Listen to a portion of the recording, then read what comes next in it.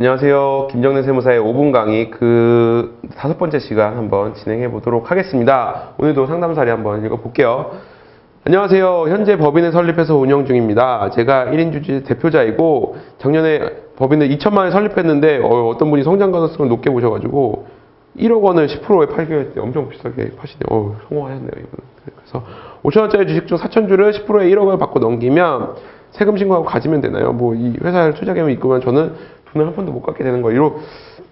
어려우시죠? 네, 이거 어떻게 우리가 지분을 넘긴다는 개념에 대해서 잘 모르고 계시는 분들이 많이 계실 거라고 생각합니다. 네, 뉴욕에서 마크 저커벅스 씨가 이렇게 회사를 파실 생각이신가 봐요. 이렇게 질문을 주셨는데 오늘 그러면 과연 이렇게 주식 양도 우리가 일반적으로 이제 중소기업이나 이런 영세기업은 비상장 주식이 되겠죠. 주식 양도에 대한 대가는 어떻게 처리를 할까에 대해서 한번 살펴보도록 하겠습니다. 주식 양도는 양도하시면 되는데 일단은 관련 법령을 한번 살펴보시면 첫 번째가 양도소득이에요. 주식도 우리가 분명히 양도소득세가 과세가 되는 과세 대상 자산에 해당이 됩니다. 그래서 여기 보시면 주권 비상장법인의 주식 등이라고 되어 있는데 잘 안 보이시나요? 이렇게?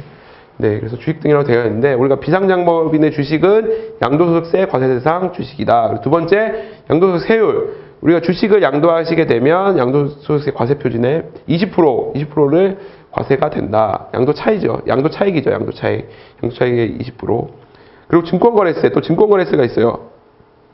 주권을 양도하는 경우에는 증권거래세를 납부해야 된다. 이 세 가지 법률 규정이 있고 또 하나 우리가 유의하셔야 될, 이거 완전 중요해요. 이게 비상장 주식 특히 양도하실 때 반드시 요 상증세법상 저가양수, 고가양도 규정을 준수를 하셔야지 우리가 세금 추징이 많이 안 나옵니다. 증여세 추징이 한꺼번에 엄청 많이 나올 수가 있어요. 이런 케이스를 제가 많이 봤기 때문에 반드시 요 점까지, 요 법령까지 검토를 해보셔야 되고, 요 네 가지 법령을 토대로 한번 정리를 해보면 우리 회사의 지분을 일부 매각하였다면 어떤 어떤 고민을 하셔야 되느냐.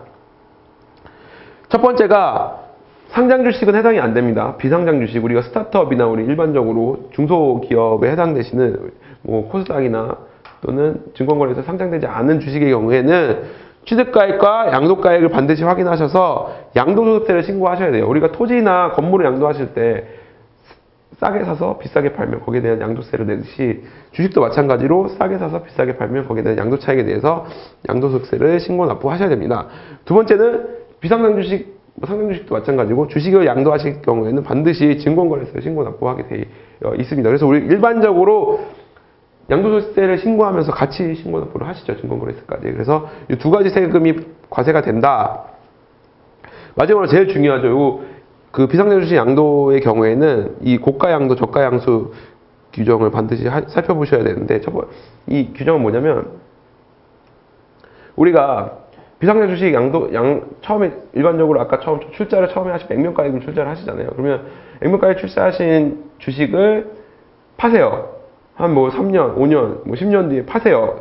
제3자에게 이제, 회사가 많이 성장했으니까 우리가 좀 차익을 실현해보자라고 해서 파시면, 또는 회사를 양도하시는 경우도 있겠죠. 그래서 파시는데, 파실 때 반드시 특수관계자, 우리가 파시는 대상이 특수관계자인 경우에는, 특수관계자는 가족이나 친척이나 또는 기존 회사 임직원 분들한테 이렇게 양도하시는 경우에는 시가를 확인하셔야 돼요. 시가라는 거는 우리가 3개월 이내로 매매한 거래가 있으면 매매가액, 제3자랑 매매한 거래가 있으면 매매가액이 되겠지만 일반적으로 비상장 주식 같은 경우는 상속세 및 증여세법상 비상장 주식의 보충적 평가 방법이라고 해서 상득세법상 평가 방법에 의해서 비상장 주식을 평가하게 되어 있습니다. 그래서 평가액을 반드시 한번 확인하셔서 이게 과연 적정한 시가인가, 시가가 아닌데 시가보다 저가로 팔거나 또는 비싸게 팔거나 저가로 양수하시는 경우에는 이게 차익만큼이 시가와 고가 또는 저가의 차익만큼이 증여세로 과세될 수 있기 때문에 반드시 시가를 한번 확인해 보고 양수도를 하셔야 된다라는 점 검토하시기 바랍니다. 이거 중요해요. 상증세법 이거 증여세에 과세되시는 분 많이 봤습니다. 그래서 요점까지 검토를 하시면 되고, 우리가 주식의 양도는 똑같아요. 개인과 개인 간의 거래이기 때문에 어떤 회사의 어떤 통보 의무는 있지만 회사로 자금이 들어가는 게 아니고 내가 갖고 있는 지분을 상대방에게 넘기면서 거기에 대한 대가를 받으시는 걸로 인식하시면 되겠습니다. 그리고 요 세 가지 법령 그 세법 사항 검토해 보시면 될 것으로 보입니다. 네, 오늘 원포인트 세무회계 5번째 시간 여기까지 하겠습니다. 감사합니다.